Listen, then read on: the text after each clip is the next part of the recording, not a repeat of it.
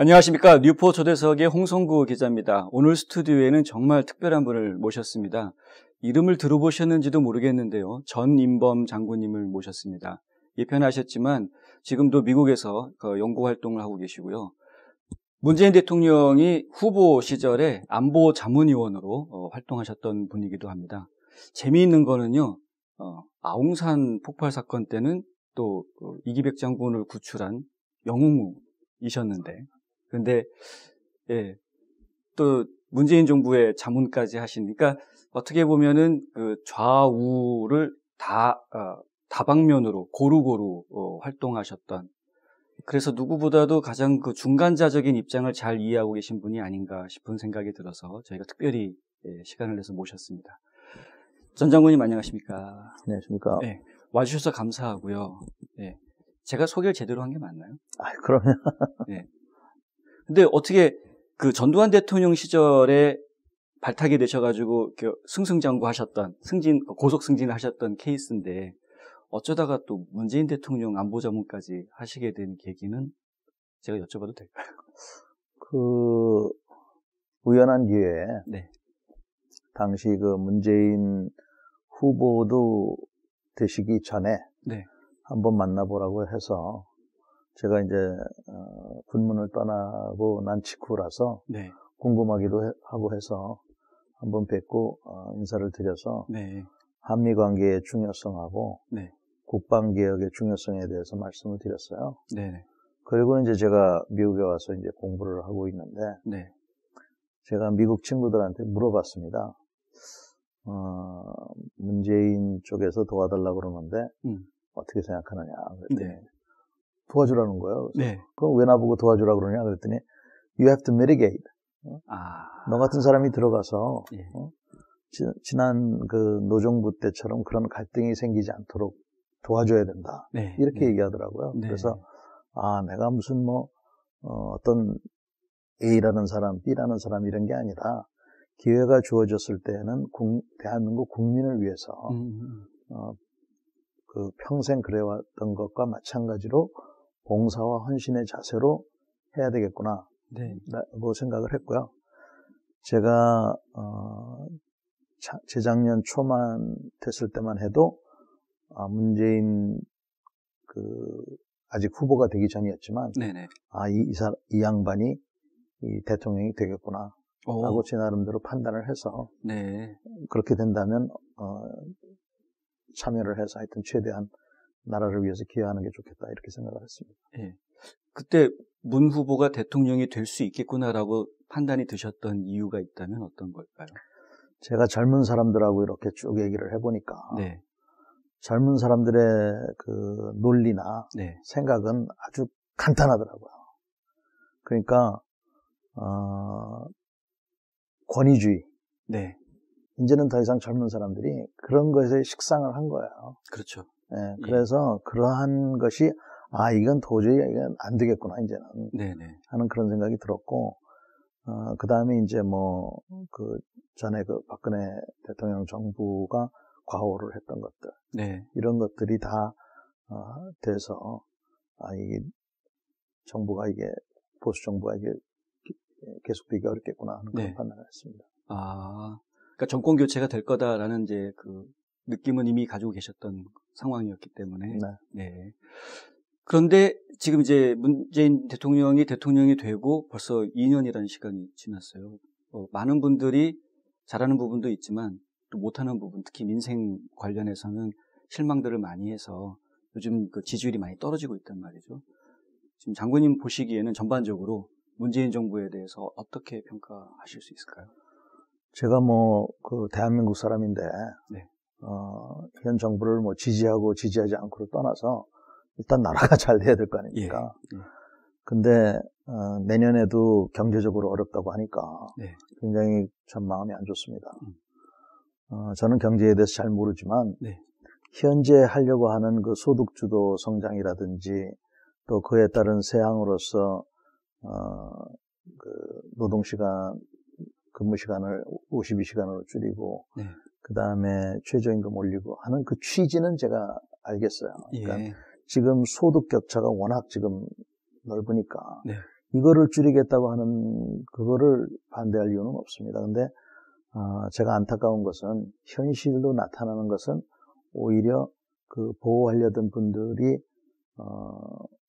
어려운 입장이 되는 그런 게 이게 혹시라도 지속이 될까봐 네. 굉장히 걱정이 되고요. 네.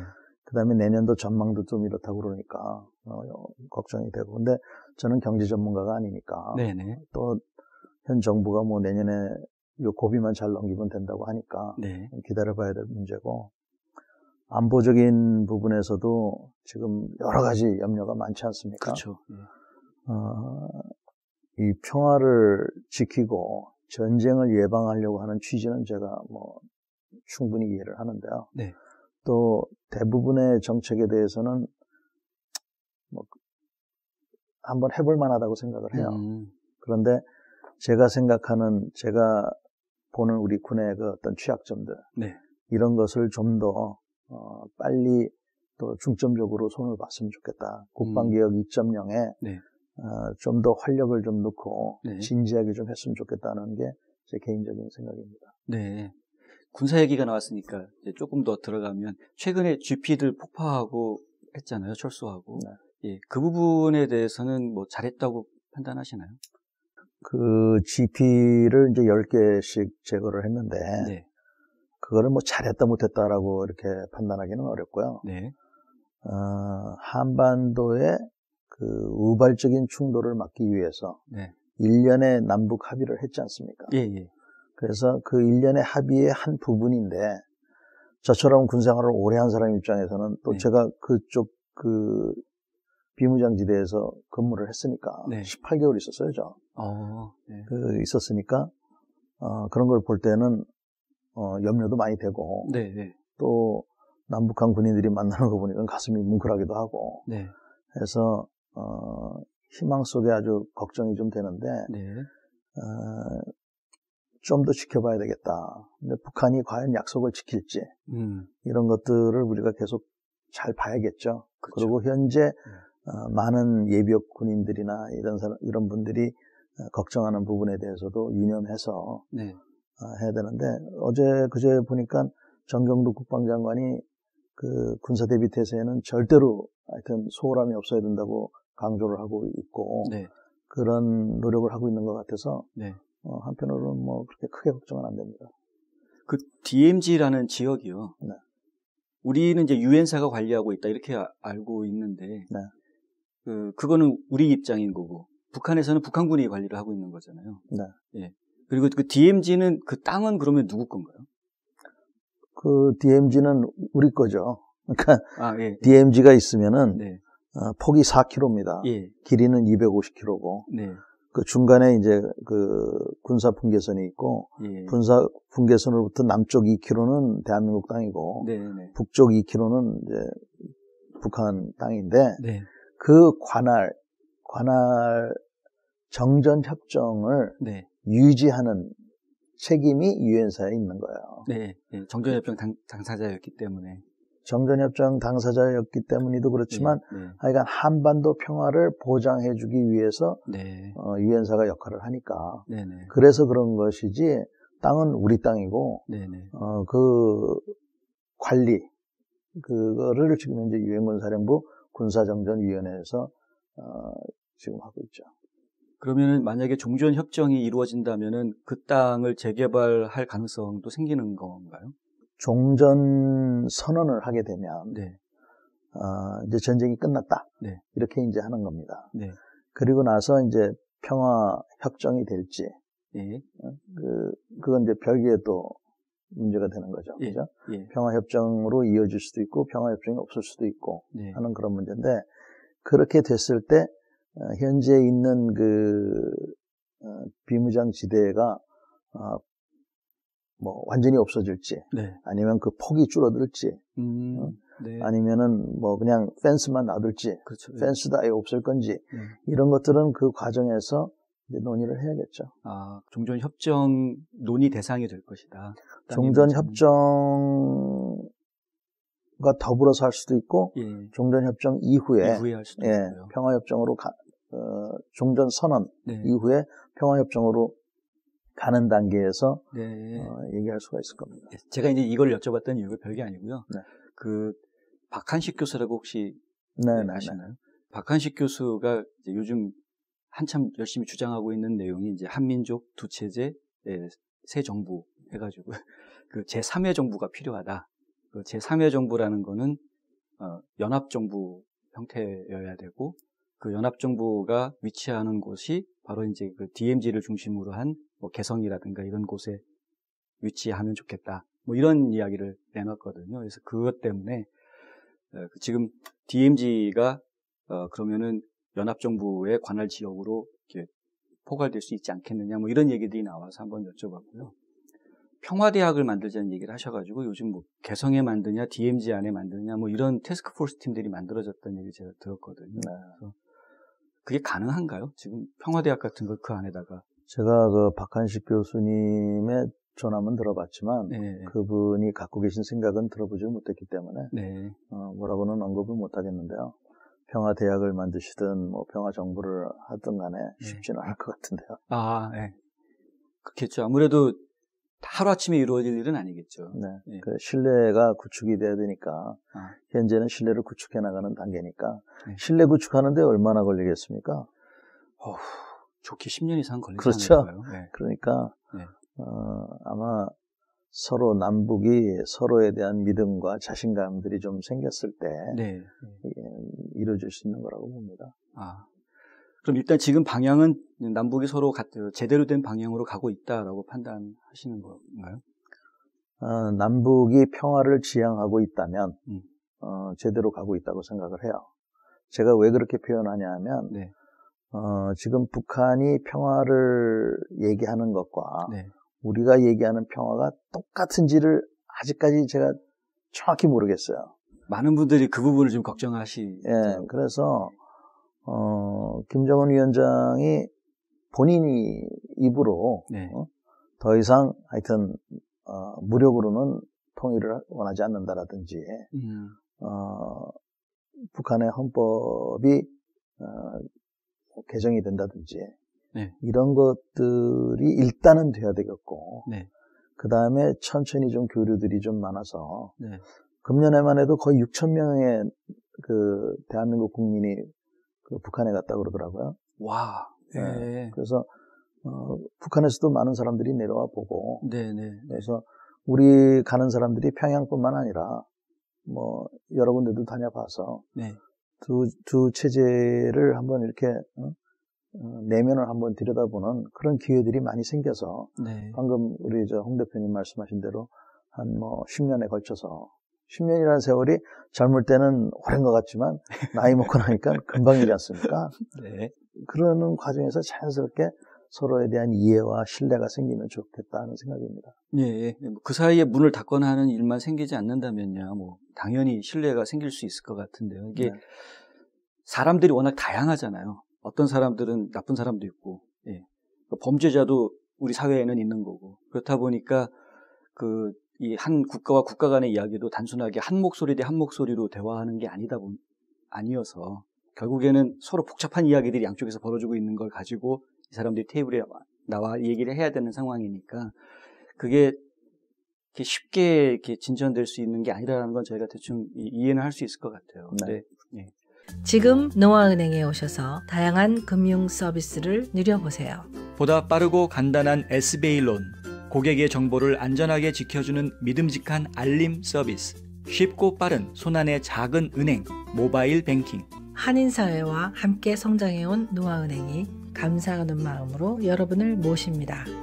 좋은 사람들이 모여있는 좋은 은행. 노아은행. 지금 아까 군대 얘기를 잠깐 할 때 국방개혁 2.0에 더해서 뭔가 좀 근본적인 군이 가지고 있는 근본적인 문제가 좀 해결됐으면 좋겠다라는 말씀하셨었는데요. 그게 어떤 문제입니까? 예산상의 문제입니까? 인력 관리의 문제입니까? 우리 군이 저도 이제 초급장교 때는 못 느꼈는데 그냥 시키는 대로 하고 배우는 대로 했고 했는데 제가 보니까 우리 군이 좀 더 합리적인 군대가 될 필요가 있을 것 같아요. 그래서 그런 것을 위해서 이제 노력을 해야 되는데 지금 국방개혁에서 얘기되고 있는 위수 지역을 넓힌다든지 네. 병사들의 일일 외출을 보낸다든지 저는 그런 거 참 긍정적으로 봅니다. 네. 또 제가 지휘관 할 때도 그렇게 시행을 해봐서 네. 지금 염려하는 것보다도 훨씬 더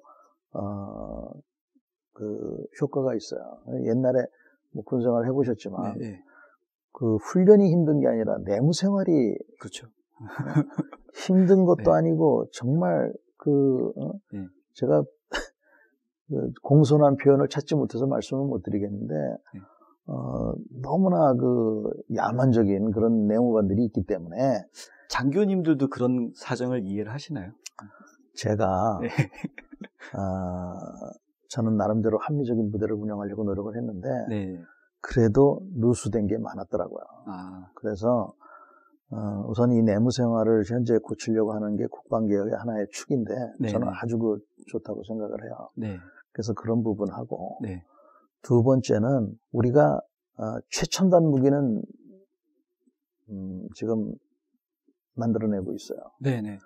그런데 그 최첨단 무기 중에서도 사실은 시대에 좀 뒤떨어진 개념들이 좀 있고 그보다 더 제가 관심 갖는 것은 아주 기초적인 무기들이 있죠. 네. 소총이라든지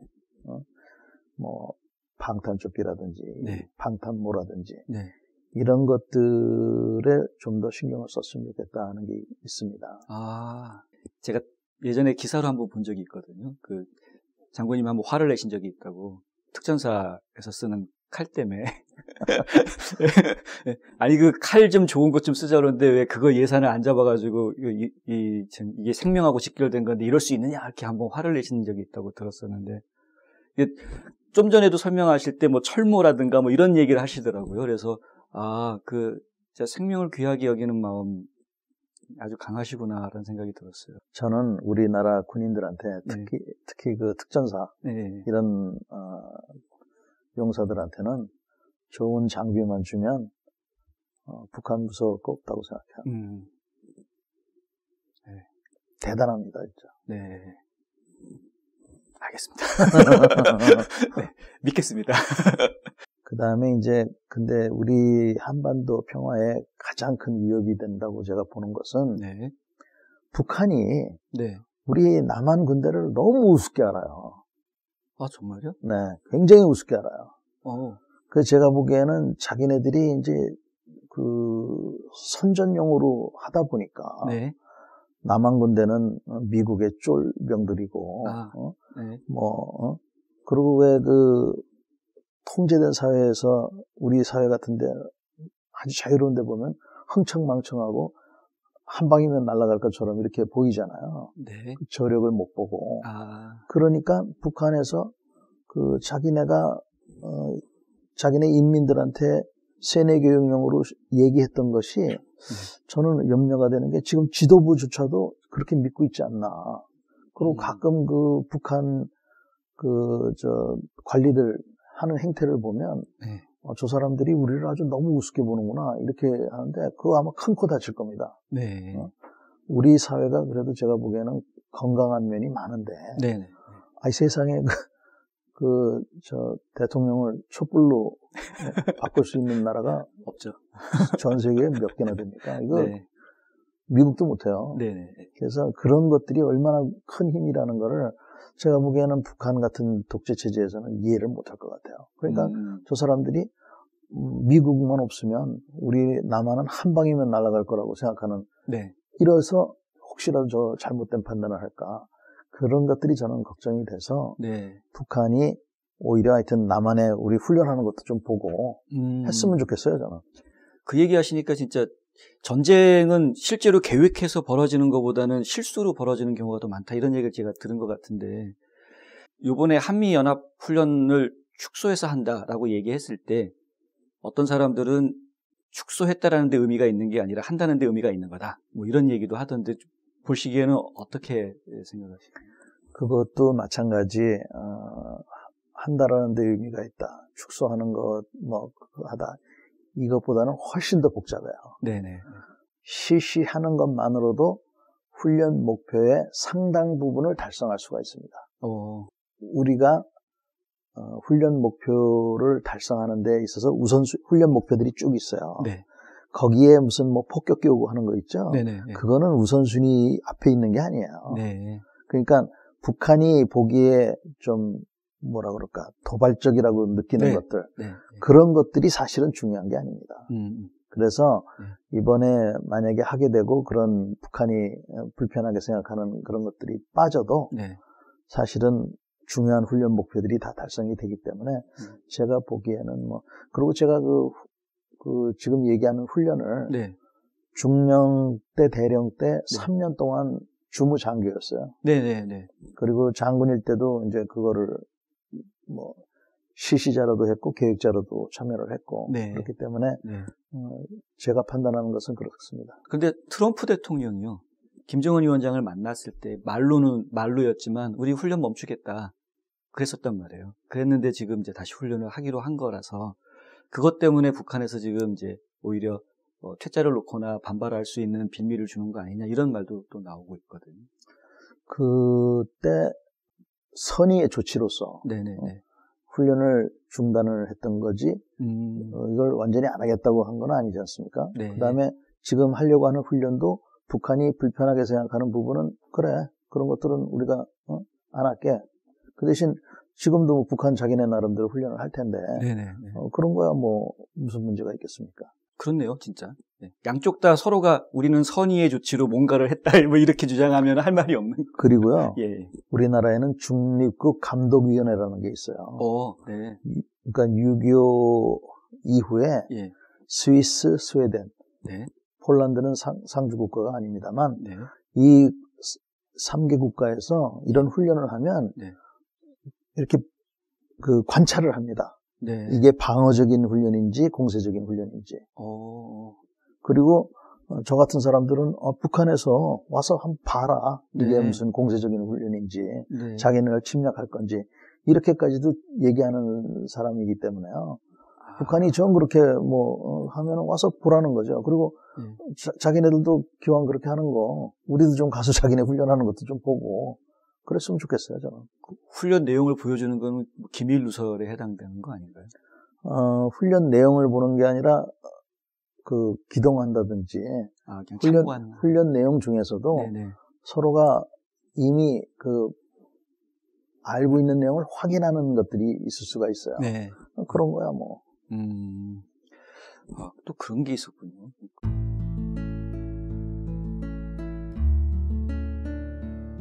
안녕하세요. 이상회계법인의 이상엽입니다. 30년 동안 아틀란타 한인사회에 봉사한 역사와 경험을 바탕으로 여러분들의 세무회계 관리와 재정 은퇴 계획을 상담해드리고 있습니다. 부탁드려요.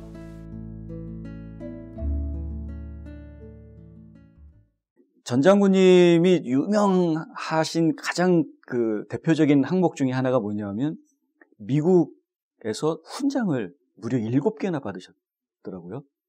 뭐 이렇게 훈장을 한국 정부에서도 받기 힘든 훈장을 미국에서 7개씩이나 하여간 그 무슨 특별한 인연이 있으신가 봐요, 미국하고는. 우선 제가 미군들하고 근무를 많이 했고요. 네네. 그렇게 하다 보니까 이제 훈장 받을 일이 많이 생겼고 네. 미군들하고 많이 싸웠는데도 불구하고 그래도 이 사람들이 그런 거를 잘 인정을 해줘서 했는데 제가 그래도 가장 큰 의미를 두는 것은 제가 이라크에 7개월 동안 가 있으면서 다국적군 사령부에 근무했는데 거기서 받은 동성훈장 의미 있게 생각하고요. 그 다음에 제가 전역할 때 미 통합군 사령부에서 훈장을 하나 받았어요. US 소컴인데 그 전시작전 통제권이 미군 포스터한테 있지만 그 밑에는 육해 공군 해병대 그리고 특수부대 이렇게 또 나눠져 있습니다. 제가 그 특수부대의 지휘관이었는데 이 특수부대의 지휘관은 한국 사람이에요. 그리고 이 밑에는 또 미군들 육해 공군 특수부대가 와 있어요. 그래서 제가 훈련할 때는 미군 한 1000여 명하고 그 다음에 항공기, 네. 뭐 배 이런 것들을 작전 통제를 했습니다. 네. 그래서 그런 그 작전 통제 과정 중에서 미국에서 보기에 연합작전에 기여했다고 생각해서 그 훈장을 받았는데 네. 한국 사람으로서는 처음으로 받았고 네. 동양 사람으로서도 세 번째예요. 오. 그래서 첫 번째 이게 94년인가 97년인가 만들어진 훈장인데 네. 1번, 2번은 필리핀 사람들이고 네. 3번 한국 사람인데 제가 처음으로 받은 겁니다. 네. 실제로 이렇게 한국 군인으로서 이런 다국적군들을 지휘할 수 있는 그런 자리가 기회가 주어지는 분들이 별로 많지 않으시죠? 우리나라에서도 사실은 연합 직책들이 많아요. 네. 그래서 그런 경우가 꽤 있고 네. 특히 미군들이 2000년도 들어서면서 외국군들하고 같이 연합작전을 하는 경우가 많이 늘어났어요. 네. 그리고 그전에는 미군들의 태도가 그렇지 않았다고 볼 수도 있는데 네. 2000년도 이후에는 다른 나라하고 연합작전을 하는 게 중요하다고 본인들도 인식을 하고 있는 것 같습니다. 네네네. 그래서 네. 비록 외국군이라 하더라도 하여간 최대한 존중해주는 네. 그런 분위기가 미군 내에 있어요. 그래서 그런 것들이 바탕이 돼서 네. 우리 한국에는 지금도 미 8번 사령부라든지 미 2사단이 연합사단이 됐습니다. 네. 그래서 거기에 부사단장이라든지 미 8번 부사령관이 네. 미군도 있고 한국군도 있어요. 그렇게 되어 있습니다. 네. 그럼 말씀 나온 김에 미군이 지금 태평양 사령부를 인도 태평양 사령부로 편제했잖아요. 그게 어떤 의미를 갖는 건가요? 미국이 아시아 쪽에 대해서는 그동안 뭐 많이 좋아졌습니다만 네. 오바마 행정부 때부터 제가 용어를 지금 언뜻 생각이 안 나는데 네. 리밸런싱 한다 그래가지고 그 태평양 지역에 대해서 관심을 제고하고 있습니다. 네. 그래서 그 일환으로 이번에 사령부 용어도 바꾸고 네. 아마 자산이라든지 이런 것도 더 늘리고 해서 인도 태평양 지역의 중요성 또 우리가 살고 있는 한반도의 중요성 네. 이런 것들이 제고가 되는 그러한 노력의 일환으로 하는 것 같습니다. 그래서 그 부분 때문에 한반도의 중요성이 높아지는 것까지는 저희가 좋다고 할 수도 있겠는데 결국은 중국하고 미국하고 단판 뜨겠다라는 구조로 가는 거 아니냐 이렇게 걱정하시는 분들이 많거든요. 그렇죠. 예. 그 틈바구니에 있는 우리 네. 숙명인데 네. 정말 어려운 시기가 도래할 수도 있어서 네. 우리가 해야 될 것은 제가 보기에는 하여튼 국방을 튼튼히 해야 된다고 생각을 합니다. 국방을 튼튼히 한다는 건 반드시 뭐 핵무기를 가져야 되는 것도 아니고 네. 뭐 북한만 생각하는 것도 아니고 그래서 대한민국 우리 한국 사람들의 저력과 그 다음에 이 단결력 네. 또 거기에 적절한 장비, 훈련, 리더십 네. 이런 것들이 좀 잘 갖춰져서 우리가 뭐 핵무기가 있고 없고를 떠나서 네. 한국은 건드리면 안 되겠다 하는 그런 게 중요할 것 같아요. 그 말씀은 유사시에는 중국, 러시아, 일본까지도 한국이 상대할 수 있을 정도가 돼야 된다 뭐 이런 말씀이신가요? 우리가 어떻게 러시아나 중국을 상대하겠습니까? 그러나 러시아나 중국 입장에서 한국 건드려서 이득보다는 안 건드리고 잘 구슬리는 게 낫겠다라는 생각이 들 정도로 네. 우리가 만만해 보여서는 안 된다는 거죠. 사실 저희 사드 배치했을 때 난리가 났었잖아요. 네. 저희가 그때 참 한국이 이렇게 약하구나라는 거 다시 한번 좀 느끼는 기회였는데 지금 외국에 살고 있으니까 외국에서 봤을 때는 우리나라에 레이더 하나 갖다 놨다고 저렇게 난리를 칠 정도, 외국에서 난리를 치니 이게 도대체 주권이 있는 나라냐 싶을 정도로 좀 이렇게 느낌이 좀 안 좋았거든요. 근데 지금은 좀 조용해진 것 같아요. 사드 문제를 말씀하셨으니까 네네네. 그거는 우리가 뭐 약한 나라 이런 게 아니라 네. 중국이 잘못 생각한 거죠. 네. 우리가 손해봤지만 중국도 제가 보기엔 큰 손해봤어요. 우리는 작은 손해봤다 그러면 중국은 큰 손해봤고 괜히 그래가지고 자기네들 그 중국답지 못한 행동을 한 것 같아요. 네. 소위 말해서 bully, 그 깡패처럼 네. 그렇게 하는 바람에 인심 다 잃고 그래서 우리나라가 뭐 작은 나라고 무기력하고 뭐 이랬다기보다는 센 사람들이 좀 더 관대하고 이해심도 있고 좀 배려하는 마음도 있고 이래야 되는데 예. 그런 모습을 안 보임으로써 오히려 중국이 우리하고 똑같은 작은 나라가 된 것 같은데요, 저는. 아, 그렇게 보시는군요. 예, 그래서 우리가 뭐 그렇다고 뭐 사드를 배치하는 것도 아니고 네. 요번에 그 사드를 더 갖다 놓진 않지만 네. 사드에 버금가는 레이더도 지금 갖다 놓고 그 다음에 또 미사일도 또 개발하거나 도입한대요. 예. 예,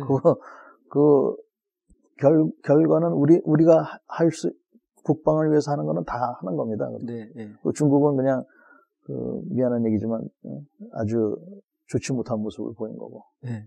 제가 머릿속에서 두 가지 생각이 동시에 떠올라가지고요. 하나는 통일이 되면은 이제 군대는 모병제로 바뀔 거다라는 희망을 가진 분들이 많이 생겨 있는 상황. 또 하나는 중국이나 미국이나 사실은 우리가 통일되는 거를 원하지 않는다라고 이야기하는 분들이 많다는 점. 그 두 가지를 지금 갑자기 동시에 떠오른 생각이어서 장관님 보시기에는 어떠신가요? 제가 보기에는 네. 우리 한국 사람들조차도 네. 그러니까 중국, 미국, 러시아, 일본, 한국 사람들조차도 네. 사실은 안정을 원하는 것 같아요. 지금은. 네. 제가 어릴 때만 해도 통일을 우리의 염원이었는데 네네. 지금은 안정을 원하는 것 같아요. 거기에 미국 같은 나라는 말할 것도 없고 네. 그렇다고 미국이 한반도의 통일을 반대하냐? 제가 보기엔 반대하지 않을 겁니다. 왜냐하면 네. 미국이나 일본 같은 경우에는 한반도가 통일이 된다 그러면 대한민국의 이 정치체제, 네. 민주주의에 의해서 통일될 거라고 확신하기 때문에. 예, 그렇죠. 네. 홍 대표님. 예. 북한의 저 1인 독재 체제하고 네. 대한민국의 혼란스럽게 보이긴 하지만 민주주의 체제하고 어느 게 더 우월하다고 보십니까? 네. 그건 뭐 당연히 민주주의. 당연히 우리잖아요. 그러니까 사실 그 김정은 위원장도 고민이 많을 거예요, 지금. 네. 이러지도 저러지도 못하는. 그래서 그렇게 보기 때문에 제가 보기에는 미국은 뭐 그렇게 뭐 싫어하거나 뭐 반대는 제가 보기엔 아닌 것 같고. 네. 그런데 중국 입장에서는 염려가 더 많겠죠. 예. 왜냐하면 혹시 미국의 그 진짜 동조하는 그런 국가가 자기네 이제 국경선에 있으면 불편하다는 생각을 하니까. 불편하겠죠. 근데 우리 대한민국이 만약에 그런 식으로 통일이 된다 그러면은 우리가 뭐 중국하고 전쟁할 것도 아니고 미국이 시키는 대로 할 것도 아니고 또 그렇다고 미국하고 뭐 단절할 것도 아니고 그럴 거라고 저는 보기 때문에 오히려 그 동북아 안정에 기여가 될 거라고 생각하는데 그러한 과정 속에서 지금 이렇게 생각해 보면은 하여간 쉽진 않지만 참 어려운 길을 우리가 걷고 있는 것 같습니다. 학비 때문에 원하는 대학을 포기하신다고요? 장학금이나 학자금 재정 보조를 자녀에게 모두 맡기셨다고요? 아니요, 그러시면 안 되죠. 명쾌하고 유익한 정보를 드리는 리차드 명 AGM 대표가 속 시원하게 도와드립니다. AGM은 미국 2,900여 개 대학의 재정 보조 관련 데이터베이스를 기초한 실시간 분석 시스템과 자체 개발한 고객 관리 시스템을 활용하여 대학 학자금 부담을 덜어드립니다. 지금 전화하셔서 상담 받으세요. 877-212-0011 877-212-0011 베트남이라는 역사가 있잖아요. 체제의 우월, 그때는 사실 체제의 어느 쪽 체제가 우월하다고 확실하게 얘기하기엔 좀 옛날 얘기긴 합니다만은 어쨌든 그 베트남이라는 역사가 있다 보니까 혹시 북한도 여전히 그런 꿈을 꾸고 있는 상황일 테고요.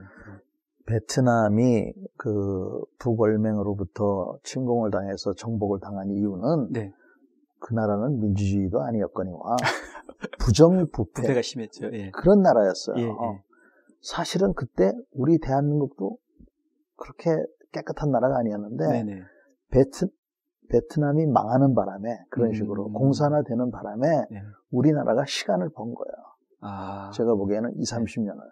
그 20-30년 사이에 우리 대한민국이 지금 얼마나 바뀌었습니까? 우리나라 제가 여기 부패 지수를 이렇게 보면은 네. 뭐 세계적으로 이렇게 따지면 우리가 뭐 몇이라고 뭐 이렇게 나오지만 네. 제가 보니까 뭐 우리가 그렇게 그렇게 깨끗한 목표는 못 달성했지만 네. 다른 나라들에 비교해서 그렇게까지 뭐 한 것 같지는 않고 네. 또 우리는 계속 나아지고 있잖아요. 네. 그러니까 우리는 지금 어찌됐건 부정부패를 많이 없앴고 네. 정말 제로화에 가까우려고 지금 노력을 하고 있고 네. 지금 사회에 제가 뭐 어디라고는 얘기하지 않겠습니다만 남아있는 그런 것들이 있지만 제가 보기에 그거 오래 가기 힘들어요. 지금 우리나라 같은 분위기에서는. 네. 그래서 이게 지금 계속적으로 이렇게 노출이 되고 있기 때문에 네. 특권이나 이런 게 없어지는 이런 나라가 돼서 제가 보기에는 저력이 굉장한 나라가 될 것 같아요. 그래서 북한이 이해를 해야 될 게 그런 것들을 이해해야 될 것 같아요.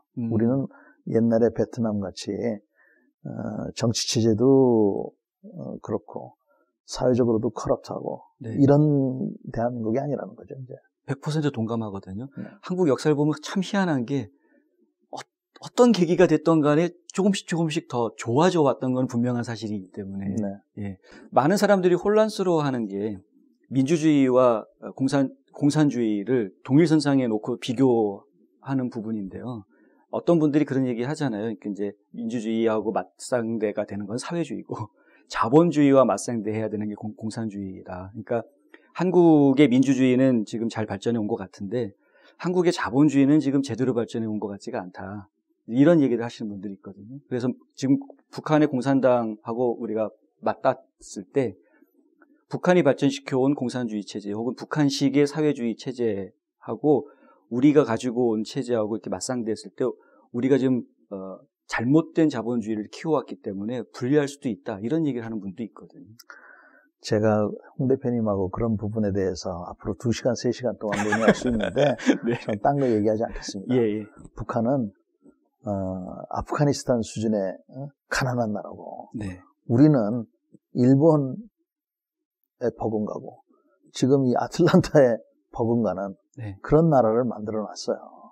지금 그 과정에서 네. 소외됐던 분들, 손해보신 분들, 그 다음에 지금도 고립되어 있는 분들, 이런 분들이 지금 이제, 좀 더, 그러한 사회적인 그런 혜택을 네. 좀 공유할 수 있도록 하려고 하는 이런 과정이 있는데, 네네. 우리는 그런 사회고, 북한은 지금 1945년에 똑같이 출발을 했는데, 네. 지금 보십시오. 북한에 뭐 자유가 있습니까? 언론의 자유가 있습니까? 그 인권도 없고 먹지도 못하고. 네. 그러니까 저는 우리 대한민국하고 북한하고 비교한다는 건 그 자체가 웃기는 거죠. 네, 잘 알겠습니다. 그 한국인이 가지고 있는 저력 여러 번 말씀하셨었는데 그 저력의 근원이 뭐라고 보시나요? 글쎄요. 저희가 고생을 많이 하다 보니까 네. 그 고생 속에서 살아남으려고 부단히도 그 저력을 키웠던 것 같습니다. 그래서 우리가 강대국들한테 둘러싸여 있다 보니까 네. 침범도 많이 받고 또 그 속에서 우리가 그 지혜를 찾아야 됐고 네. 불행한 일도 많이 당했지 않습니까? 예. 그런 일을 통해서 우리 국민들만의 그 살아남는 노하우를 체득을 한 것 같아요. 네. 그런데 제가 그 좋아하는 나라가 뭐 미국이 아니라 사실은 이스라엘이라고 제가 몇 번 얘기를 했는데 네. 저는 이스라엘 유태인들을 보면 네. 2차 세계대전 때 나치에서 600만 명이 네. 강제 수용소에서 처형을 당했잖아요. 예. 살해를. 네네. 그 살해당하는 과정이나 이런 거 너무나 비인도적이고 비인간적이라서 그렇죠. 야, 하느님이 어떻게 저런 일을 용납하셨을까 하는 그런 생각을 많이 했는데 지금 와서 보면 네. 그래, 그 한 세대한테 그런 고통을 주셨기 때문에 지금은 이스라엘이 그 1억이 넘는 적대 그 이웃이 네. 건드리질 못하잖아요. 네. 그래서 그런 시련이 한 세대한테는 큰 불행이지만 네. 민족에게는 커다란 저력으로 나타난다고 생각을 합니다. 그래서 우리나라가 지난 몇천 년 동안의 그런 고통을 통해서 현재까지의 저력을 갖고 있는데 네. 앞으로는 그런 고통 없이도 이 저력을 좀 단단히 해서 슬기롭게 잘했으면 좋겠고요. 네. 저는 이제 군복을 입었던 사람이니까 예. 국방을 좀 하여튼 내실 있게 네. 했으면 좋겠다는 게 제 생각입니다. 네. 저희 외국에 살고 있는 한인 동포들이요. 특히 미국에 살고 있는 동포들. 어떻게 해야 한국에 도움이 되는 건가요? 제 자신이 네. 1965년 7살 때 미국에 와서 네네. 4년 반을 살았었어요. 아. 어머님을 따라서. 예. 어머님이 우리나라 최초 외교관을 하셔서 예. 이제 뉴욕에서 유엔 본부에 근무를 하셔가지고 제가 여기 살다가 갔고요. 그래서 네. 제가 영어를 배웠고 네. 소령 때 여기 노포크 버지니아에서 네. 6개월 동안 공부를 했고 어. 대령 때는 칼라 펜실베니아에서 네. 1년 동안 공부를 했고 네. 작년에는 워싱턴 DC에서 1년 있었고 네. 그리고 이번에 아틀란타에 한 6, 7개월 있게 되니까 네. 이래저래 따져보니까 제가 8년을 산 거더라고요. 예. 이게. 예. 그 중간에 출장은 이건 뭐 말할 것도 없고 예. 그래서 나름대로 어릴 때부터 이렇게 쭉 경험을 했는데 네. 우선 해외 동포 여러분들이 정말 애국심도 더 있으십니다. 제가 봤을 때는. 네. 그거는 자연스러운 현상인 것 그렇죠. 같아요. 예. 거기 한반도에 사시는 분들보다 네. 예. 고국을 떠나 있는 분들이 더 향수를 느끼듯이 맞습니다. 우선 애국심들이 더 있으신 것 같고 네. 더 있고 네. 확실한 것 같고 확실하고요. 그래서 이 애국심이 단순한 그런 관심을 넘어서 그래도 우리나라가 대한민국이 생존하는 데 있어서는 미국의 도움과 특히 미국의 이해가 필요한데 네. 우리 미국에 사시는 교포들 그러니까 네. 세계의 디아스포라보다도 미국에 사시는 분들의 역할이 중요하다고 생각합니다. 네. 그래서 우리 재미 교포들께서 그동안 1세대 분들은 여기서 뿌리를 내리시는데 정말 온 힘을 다 모든 걸 희생하고 하셨잖아요. 네. 그리고 이제 1.5세대, 2세대를 키워놨는데 네. 이 친구들이 미국 주류 사회에서 역할을 할 수 있도록 네. 이렇게 해야 되는데 우선 뭐 자식 교육에 대해서는 제가 언급할 게 아니고 자식 교육하고도 연관이 됩니다만 자기 자식들한테 대한민국을 설명하고 하려고 그러면 본인이 좀 아셔야 되잖아요. 그러니까 네. 우선 한국에 대한 한반도 상황에 대한 관심을 좀 가졌으면 좋겠고 그것도 균형된 좀 생각을 좀 했으면 좋겠어요. 그래서 네. 지금 보면 네. 왜곡된 그런 정보들이 너무 많습니다. 네. 그래서 맞습니다. 소위 말하는 가짜 뉴스들. 네. 네. 그래서 이제는 한 매체만 의존했다가는 굉장히 위험하고요. 네. 특히 유튜브 이런 거 네. 위험하고. 네. 제가 보기에는 뭐 보수 언론, 진보 언론 네. 다 이렇게 봐야 되고. 네. 그 다음에 그런 것을 보면서 또 이런 토크쇼 같은 것도 경청을 하셔서 네. 제 말만 듣지 말고 저하고도 반대되는 생각을 하시는 분들도 꽤 많을 거예요. 네. 그런 분들 얘기도 좀 다 들어보시고 네. 본인들께서 나름대로의 그 생각을 정리하셔서 자식들한테는 물론이고 네. 주변 미국인들한테도 얘기를 했으면 좋겠어요. 그 다음에 우리 재미교포 여러분들은 이 미국 사회하고 아주 특별한 인연이 있는 것이 예. 6.25 때 미군들이 우리를 도와주고 그 이후로 그렇죠. 여태까지 어찌됐건 도와줬지 않습니까? 네. 그 미국 정부가 우리 대한민국 정부를 도와준 거는 제가 보기에는 그거는 네. 그냥 정치적인 이유였고 네. 미국 정부의 지시를 받고 대한민국에 파병돼서 죽은 또 팔다리가 잘린 그 병사들은 무슨 죄가 있습니까? 네. 그러니까 제가 보기에는 국민 대 국민으로서는 우리나라 국민들이 미국의 그런 희생된 국민들한테는 정말 영원히 고마움을 표시를 해야 되고 그런 활동을 잘하고 계시다고 생각을 해요. 네. 그런 반면에 우리나라 분들이 많이 모르는 게 월남전 때는 우리가 미국을 도와줬습니다. 그랬죠. 그렇죠. 그러니까 예. 뭐 우리가 무슨 뭐 경제적인 이득을 위해서 했다 뭐 그건 다 국가 간의 얘기고 네네네. 국가의 그런 결정에 따라서 갔던 한국 군인들 월남에 네. 가고 싶어 간 사람이 몇 명이나 있겠어요. 가서 하여튼 임무를 했지 않습니까? 근데 예. 몇 명이 갔냐면 예. 군인만 50만 명이 넘게 로테이션을 했어요. 그리고 우리가 월남에 7년 반 동안 가 있었어요. 와, 그랬군요. 7년 반. 그리고 그 중에서 2만 5천 명 가까이가 죽거나 팔다리가 잘려져 나간 거예요. 예. 그래서 이런 사실들을 미국 사람들이 잘 몰라요. 이거는 저희가 예. 한국 6.25 때 우리 도와줘서 고맙다라고 얘기하지만 이런 부분도 우리가 미국 사람들한테 우리가 그래도 이런 기회가 있어서 너희들을 도와줘서 네. 뿌듯하게 생각한다. 네. 라는 식으로 표현해서 미국 사람들한테 상기시켜줄 필요가 있다고 생각해요. 그렇군요. 이거는 3, 40년 전 얘기고 네. 불과 몇 년 전에 OEF, OIF 네. 이라크하고 아프가니스탄에서도 네. 우리가 5년 넘게 파병을 했는데 네. 파병 규모가 네. 3위입니다. 3위. 미국, 영국 다음에. 네, 우리가 와. 했어요. 예. 그거 모르는 미국 사람들 굉장히 많아요. 그렇죠. 다 모르죠. 그래서 그런 것도 우리가 이 동맹관계라는 게 우리 뭐 대한민국이 그냥 받기만 한 게 아니라 네. 그렇게 했고 그다음에 우리가 지금 2,000명 가까이 되는 병력들이 지금 전 세계에 나가 있어요. 네.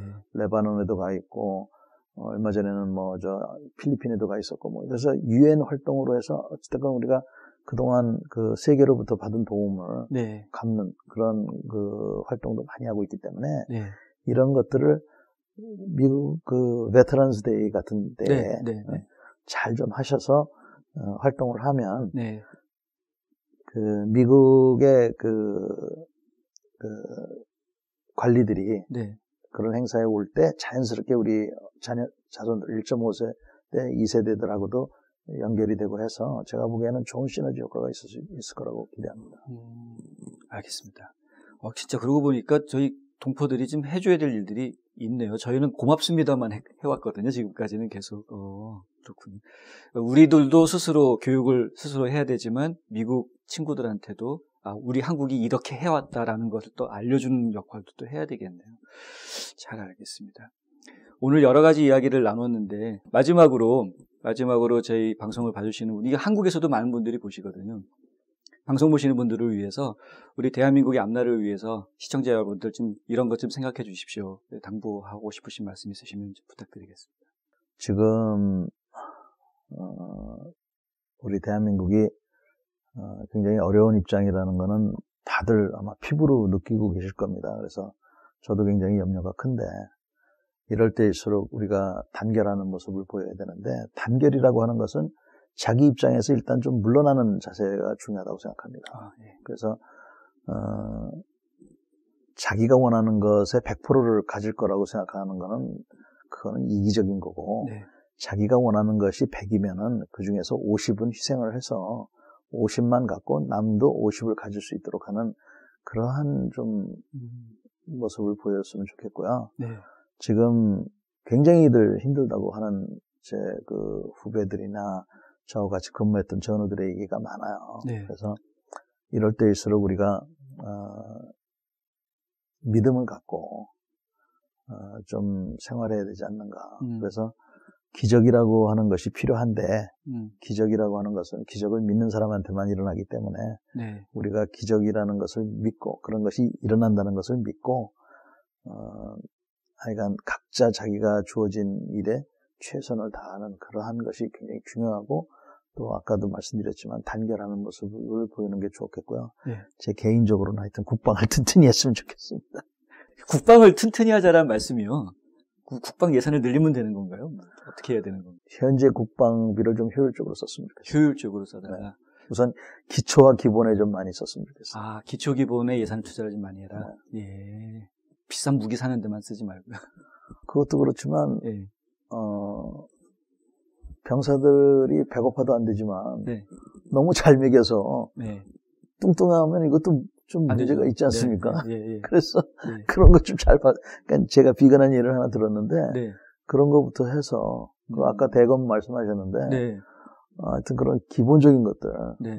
그런 것들에 대한 생각도 좀 전향적으로 좀 했으면 좋겠어요. 저희 선배들이 군 복무할 때는 36개월 막 이랬었거든요. 저는 30개월도 채 안 채우고 나왔어요. 근데 요즘은 뭐 24개월 이랬더라고요. 점점점 군 복무 기간이 짧아지는데 괜찮은 겁니까? 국방을 튼튼히 하는데 이게 도움이 되는 건가요? 지금 정확히 말씀드려서 지금 18개월로 내려가는 게 이제 정부 방침이에요. 예. 저는 개인적으로 굉장히 불편합니다. 네. 그래서, 그리고 또 이해가 안 되는 게 실업률이 지금 높은데, 네. 군복무를 줄이면 줄일수록 실업률도 올라가거든요, 사실. 그렇죠. 예. 그래서, 그런 것들하고도 좀 연관관계가 어떻게 되나 이런 생각을 하는데, 예. 이미, 현 정부를 비롯해서 전 정부들도, 군복무를 기간을 줄이는 것에 대해서는, 거스를 수 없는 것처럼 이렇게 지금 정해놓고 있어요. 네. 그래서 만약에 그렇다고 그러면, 네. 이 18개월 동안에 훈련을 더 효율적으로 시켜야 된다고 생각합니다. 다시는 군 생활할 때 작업한 것밖에 기억이 안 난다. 아시죠? 네. 그런 말이 나오면 안 돼요, 이제는. 네. 그래서 훈련을 해야 되는데, 우리나라 훈련 여건이 지금 굉장히 안 좋습니다. 네. 복무 기간이 짧아질수록 훈련 기간을 효율적으로 해야 되고, 특히 예비군 네. 예비군을 잘 해야 돼요. 그렇죠. 근데 지금 예비군도 아주 부족한 부분이 많아서, 네.